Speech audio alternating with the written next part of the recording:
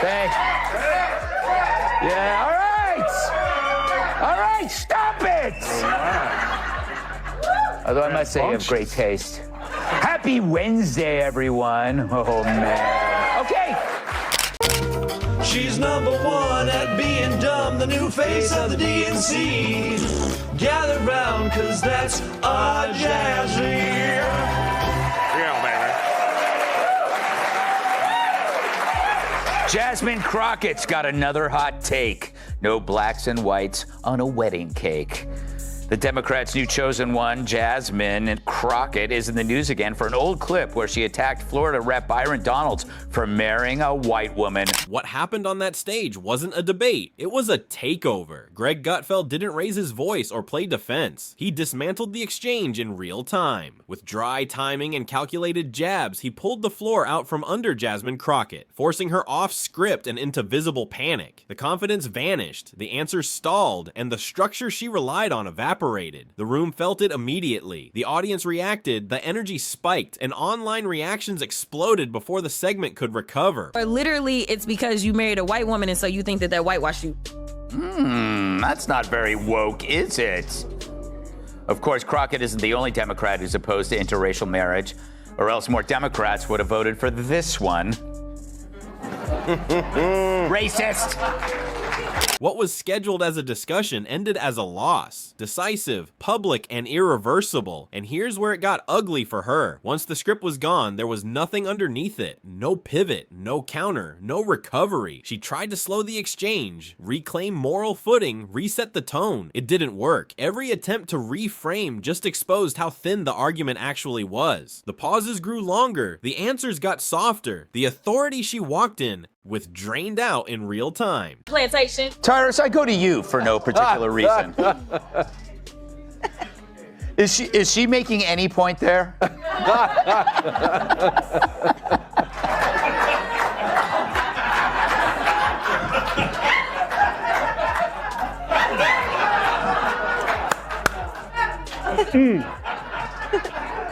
Like this makes me wish my mom made different father choices.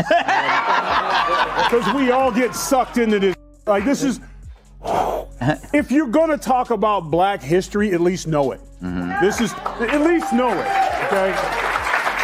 Greg Gutfeld doesn't trade opinions. He controls the terrain. Every encounter becomes a pressure test built on timing, misdirection, and precision strikes. Civility evaporates fast, replaced by cutting humor that exposes posturing instead of engaging it. So when Jasmine Crockett stepped in hunting another clipped shareable moment, the outcome was already tilted. The collision wasn't dramatic, it was mechanical. The instant she leaned into performative committee theatrics, the exchange turned against her. That was the error. She expected accommodation, the same soft handling she gets elsewhere. Instead, Greg Gutfeld arrived locked in, calculated, and ruthless with language. Every line intentional, every pause weaponized.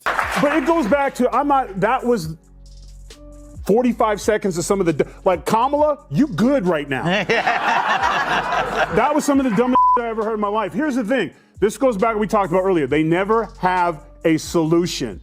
Just listen to your dumbass talk. You want to talk about agriculture? Why don't you fix the lottery? Why don't you make it easier for people who want to come into this country to work in agriculture and equitation and factories? Get rid of the lottery. Open it up. Talk to the president. Like, hey, we got a plan. We want to make it easier for people who can vet and come in and work in this country. Come up with an idea besides, any of y'all want to pick cotton? We're like, we're in suits in the middle of the Midwest. Why would we pick cotton? It's like the extreme stupidness of what she speaks.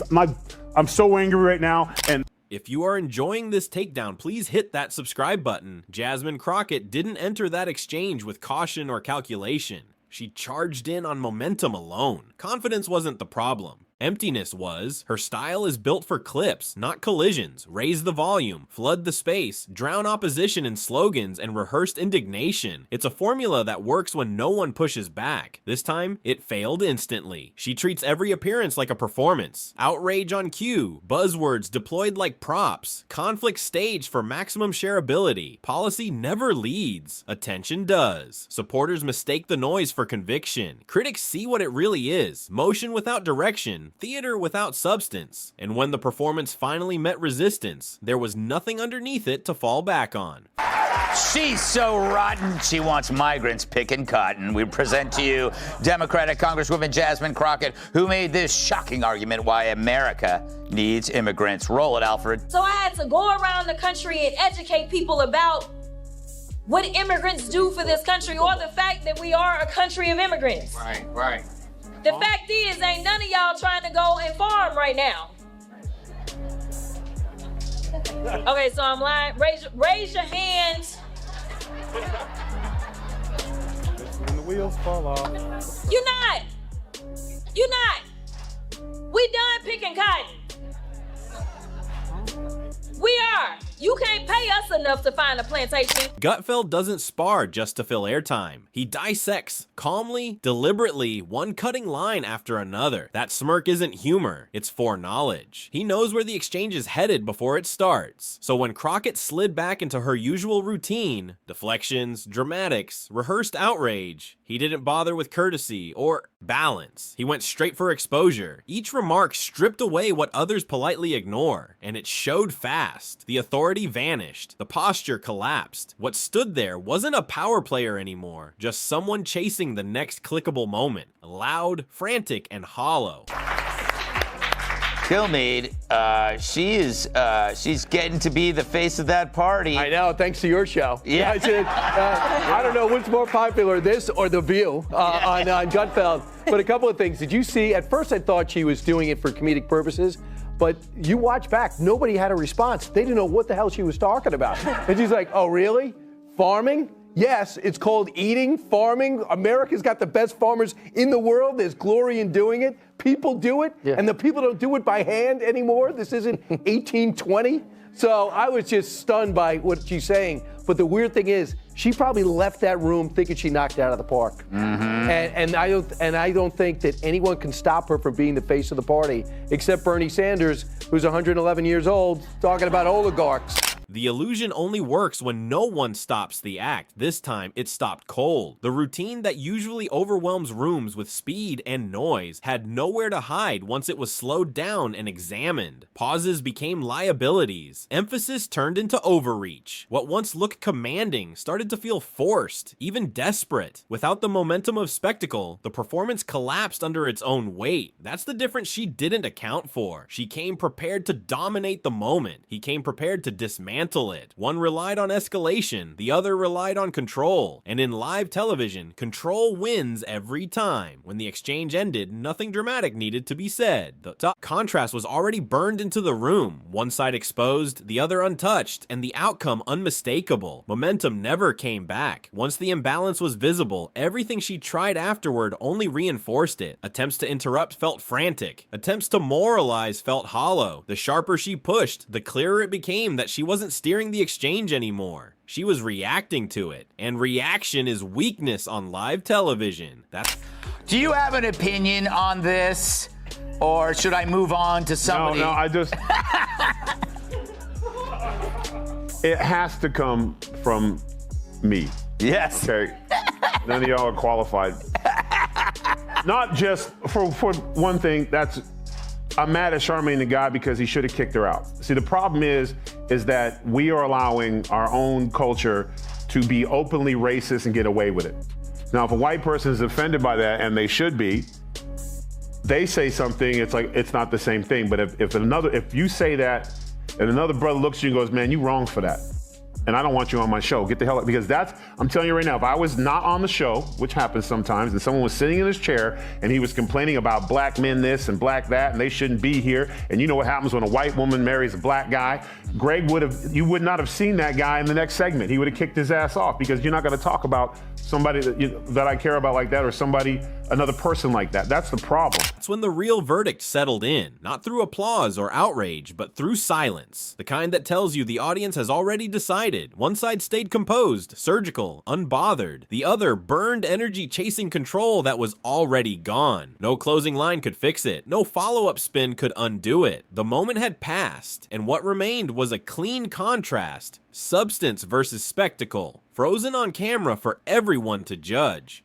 Numbers told the story she didn't want told. Strip away the speeches and there was no footprint to point to. No serious legislation, no lasting reforms, no tangible results that matched the volume of the performance. What remained was repetition, the same slogans delivered louder, the same outrage recycled for fresh clips. Noise replacing progress. By the end, the picture was unmistakable. This wasn't a lawmaker being challenged.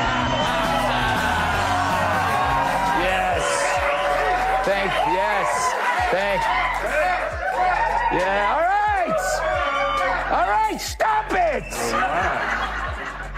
Although I must say you have great taste. Happy Wednesday, everyone. Oh, man. Okay. It was a brand being audited, polished, loud, and built for attention, but hollow when examined up close. Flash sells, substance lasts. And in that moment, the gap between the two wasn't just visible, it was exposed. And once that gap was exposed, there was no way to close it. Every attempt to pivot only underlined the same problem. Style without deliverables doesn't survive scrutiny. You can dominate a room with volume. You can hijack attention with outrage. But when someone drags the conversation back to outcomes, the performance runs out of fuel fast. That's why the moment stuck, not because of a joke or a viral clip, but because it forced a comparison she couldn't win. Results versus rhetoric, record versus reputation. One side stayed anchored in control and evidence. The other was left defending an image. And when politics turns into branding, the audit is brutal, and because branding collapses, the second reality shows up uninvited. Jesse, you know, they called Musk a Nazi, and next thing you know, you got swastikas on cars. They called Trump Hitler and a Nazi and a fascist, and he got shot. So I don't really ever see that happening on the Republican side when we make fun of Democrats. It's also about the supporters. It's not just the leaders. It seems like Democrats are easily programmed to do bad things. Yes, they are. They're very easily programmed, Greg. I made you say that. The defense brigade showed up right on schedule, cycling through the same exhausted excuses, bias, intimidation. They're scared of her, as if criticism itself were proof of dominance. It didn't hold. That framing collapses the moment it's tested. Accountability isn't hostility, it's the baseline. And if someone treats basic scrutiny like a personal attack, they're not being targeted, they're being exposed. The reaction online was brutal and immediate. Clips spread like evidence, replayed and dissected with zero mercy. Memes did what spin couldn't, freezing the moment into something permanent. And that's the part no one could dodge. There was no ambush here, no setup, no trap, just a spotlight she walked into willingly. While she tried to reroute and regain control, Greg Gutfeld stayed locked in, measured, relentless, every line calibrated to cut through the noise and leave the contrast unmistakable. First, they cursed, now they thirst for blood. Jasmine Crockett is upping her temper tantrums, now saying the only way Democrats can win elections is by throwing hands. I think you punch. I think you're okay with you okay with punching. It's Ted Cruz. I mean, like, this dude has to be knocked over the head, like, hard, right? It played out like spectacle trying to overpower substance. Loud, shiny, and collapsing under its own weight. Even the people who usually rushed to her defense hesitated, recognizing there was nothing solid left to protect. This wasn't about a single exchange anymore. It was a public stress test of performance politics itself. Greg Gutfeld wasn't just attacking an argument, he was dismantling the illusion that attention equals authority. The strikes came fast and unpredictable. Humor sharpened into exposure. Timing replaced theatrics. And with each beat, the myth cracked. That viral heat can stand in for leadership. When the moment closed, the takeaway was brutal and unavoidable. Leadership isn't noise. It isn't clicks or slogans or staged outrage. It's outcomes. By choosing visibility over results, Jasmine Crockett lit the fuse herself. And once it burned, there was no stepping out of the fire. Now, she claims that she wasn't talking about Abbott's wheelchair at all. Yet she's mentioned Abbott's wheels before. In 2022, she posted Beto's rolling around the state. Where's Abbott rolling to? And according to the Washington Free Beacon, Crockett also liked several Facebook comments referring to Abbott as Hot Wheels back in 2020. This wasn't a simple takedown. It functioned as a signal flare to every politician mistaking digital applause for real authority. Greg Gutfeld didn't just interrupt a routine. He converted it into a live demonstration of consequences. The point landed without shouting. Volume isn't influence. influence, and attention doesn't equal control. You could feel the shift in the room. The crowd wasn't energized, it was weary. This wasn't a debate spiraling out of hand. It was discipline imposed in public. While Jasmine Crockett defaulted to buzzwords and rehearsed outrage, her footing disappeared almost instantly. And when the exchange ended, the silence said everything. No applause, no sympathy, just that uneasy pause that follows when spectacle runs headfirst into reality and loses. How long is she going to keep this thing that she wasn't talking about, the wheelchair? Yeah. Come on, babe, you know you're full of and all that, Jasmine. I think what happened was AOC was like, you guys, I need to triangulate and be serious now because I'm going to be a senator. So someone has to be a talking attention whore. Who's it going to be? And Jasmine raised her hand and goes, excuse me, Congresswoman Cortez, I speak jive.